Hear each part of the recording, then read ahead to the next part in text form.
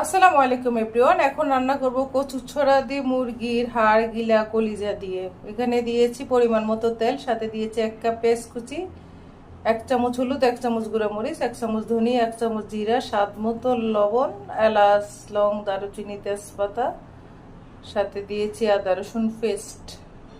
এখানে কচু ছড়াগুলি কেটে সুন্দরভাবে ক্লিন করে রেখেছি। গিলা কলিজা হাড় মাথা সবকিছু ভালোভাবে ক্লিন করে নিয়েছি। মশলাটা কষানো হয়ে গিয়েছে, এখন গিলা কলিজা হাড়গুলি দিয়ে দিচ্ছি।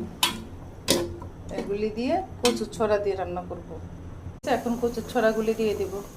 গরু বলো মুরগি বলো, একটু তো আদা রসুন দেওয়া থাকে, সেই জন্য ছড়াগুলি ছোট টুকরা করে দিলে একদম গলে যায়। ছড়া কষানো হয়ে গিয়েছে, এখন পানি দিয়ে দেব। দিয়ে দিচ্ছি পরিমাণ মতো পানি। ছড়াটা আমি বাগার দিয়ে